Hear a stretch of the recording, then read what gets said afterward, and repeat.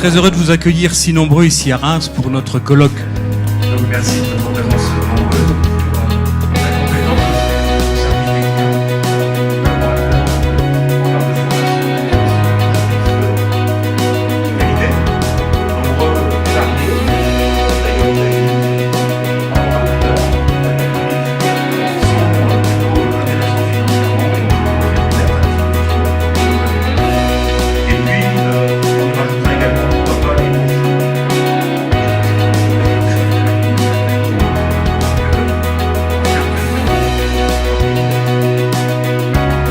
Jean-François, le conseil d'administration, sur ma proposition, t'a nommé président honoraire du groupe Nord-Est Île-de-France. Cela te permettra de faire partager ton expérience dans notre réseau, sans avoir la contrainte des responsabilités quotidiennes.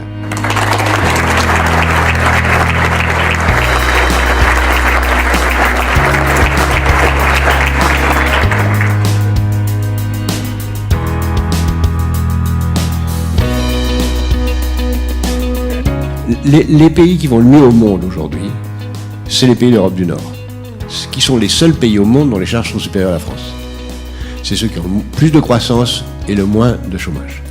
Un pays comme les États-Unis, par exemple, qui payent en effet peu d'impôts et peu de taxes, vous apercevez que si vous faites le compte de tout ce qui est payé par ailleurs par les assurances privées pour remplir les mêmes services qui sont remplis par la collectivité, vous arrivez à des totaux qui sont supérieurs à ce qu'on paye en France, par exemple.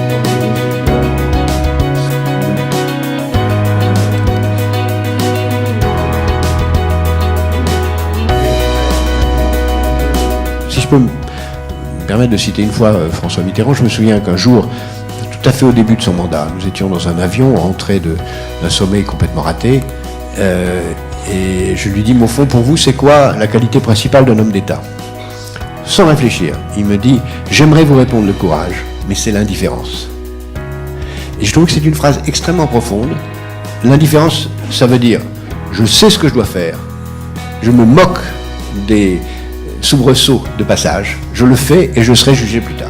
Pour qu'un président puisse appliquer un programme à toute vitesse, il faut qu'il ait, avant les élections, créé un vrai consensus national sur un grand nombre de choses à faire, qu'il soit prêt jusque dans les détails des réformes à faire. Le sort du pays se joue, à mon avis, sur sa capacité en 2015 et en 2016 à ne pas parler des candidats, mais à parler programme, réforme, et à parler du fond. Qu'est-ce qu'on fait sur la formation permanente? Qu'est-ce qu'on fait sur l'école? Après, il faut trouver un mégalomane. Oui, mais c'est secondaire.